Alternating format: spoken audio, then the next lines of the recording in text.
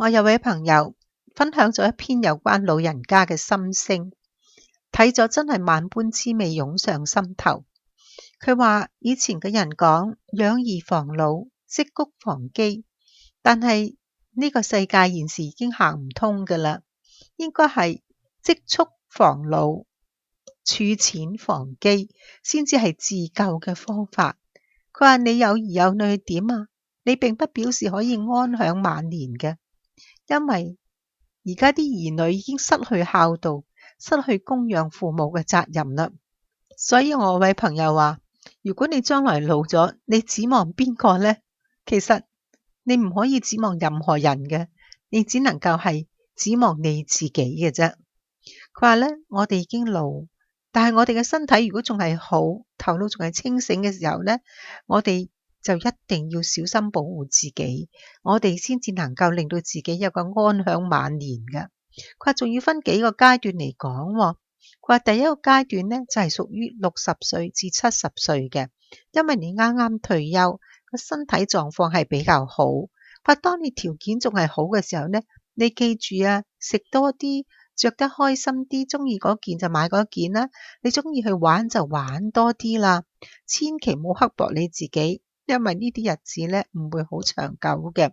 你把握住現在，你有錢就揸住喺手，有間屋就千祈唔好賣，等到你自己就算百年歸老嗰陣時咧，你先至俾佢哋啦咁。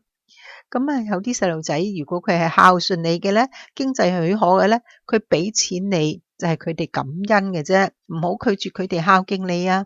但係咧都係呢啲額外嘅啫，最緊要都係你自己安排好你自己嘅生活。佢話第二個階段咧，當你70歲嘅時候，如果身體托賴，冇病冇痛，仲能夠自己照顧自己咧，咁都幾好嘅。但係不過你真係要知道你係老啦，你慢慢嘅體力精力都會慢慢差落去，反應又會慢咗。嗱，你記住啊，食飯要慢，因為你驚住啃親；行路亦要慢啦，唔係你會容易跌倒嘅。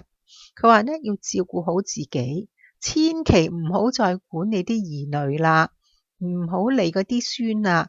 佢話你管咗成世啦，你而家應該自私啲照顧你自己就好啦，其他乜嘢你都唔好理。佢話第三個階段咧，你嘅身體開始唔好啦，你要求孕啦噃。但係呢個時候咧，你一定要有所準備。其實所有嘅人都唔能夠逃過呢一關嘅。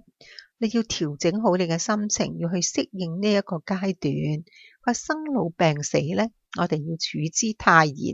呢個係人生最後嘅階段，冇人應該逃避得到。咁我哋仲有咩可怕咧？你點樣做啊？你如果真係咁差嘅時候，需要人照顧，入養老院咧，或者屋企環境許可咧，請人翻嚟照顧你咧，係要量力而行嘅，總有辦法解決嘅。但係千祈唔好依賴啲仔女啊，唔好俾佢哋太大嘅心理壓力或者經濟嘅負擔，你自己盡量去克服呢啲。咁我朋友仲話，佢話當你第四個階段嘅時候咧，就係你身體已經百病纏身，冇辦法係治癒，生活質素係好差噶啦。但係你嘅頭腦啊，竟然係好清醒噶噃。咁呢個時候咧，就要敢於面對死亡，堅決同家人講唔好再搶救，唔好做啲無謂嘅花錢而自己又更加受罪嘅搶救工作。佢話最緊要咧，唔好到時又電擊又插管又要切開個氣管，呢啲一定都唔好做，唔好為自己喺個人生最後階段仲受咁多嘅折磨痛苦啦。所以咧，佢話作為一個老人家咧，有幾件事我哋要注意嘅。第一件事咧就係要能夠老健，即係老來健康。咁平時要注重3種嘅情況。第一就係要食得營養，第二樣咧就注重你嘅保養，第三咧就要有修養，唔好咁勞氣，你自然個人就會開心啲啦。第二樣嘢咧就要老居，佢意思即係話咧，你老來獨居咁解，唔好同啲兒孫一齊住啦，無謂過住啲忍氣吞聲嘅生活，你不如獨自享受單身嘅樂趣啦咁。佢話第三咧就係你嘅老本。嗱，既然要養兒無法養老，不如你自己就係儲起啲老本嚟自己養自己啦。唔到你死嗰一刻咧，都唔好分家，啲錢一定要傍身。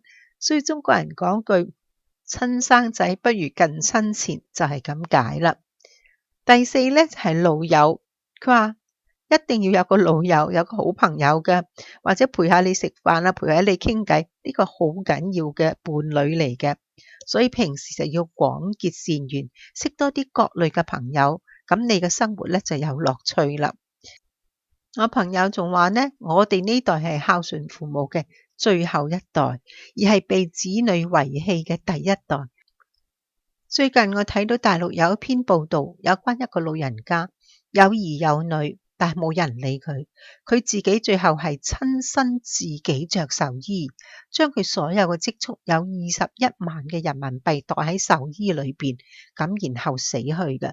咁佢嘅子女當時就將佢火化啦。原來火化嘅時候發覺裏邊有真銀紙喎。咁當時嗰個相影出嚟咧，就係有2沓銀紙係影咗出嚟，係一沓咧個邊係已經燒焦咗，另外一沓係完整無缺嘅。咁可想而知，呢位老人家佢自己着壽衣，將啲錢擺喺裏邊一齊諗住死都帶埋走嘅嗰種心情，係幾咁悲痛，幾咁失望咧。所以為人子女，你哋真係唔可以咁不孝嘅。但係奇怪，現時嘅人真係少咗呢方面嘅培育，咁點解呢？所以提醒大家，有機會仲係有子女喺度，能夠教育嘅時候，唔好錯失呢個機會，一定要教佢哋百行孝為先，孝順父母。自己以身作則孝順自己嘅父母，佢哋睇到自己父母點樣孝順祖父母嘅時候，佢哋就會有樣學樣，咁你將來你嘅子女亦會孝順你。但係就算我哋子女對我哋有孝心都好啦，我哋做父母嘅咧都要保養好自己，盡量唔好俾佢哋有其他嘅心理上或者係經濟上嘅壓力，所以咧都係要靠翻我哋自己嘅。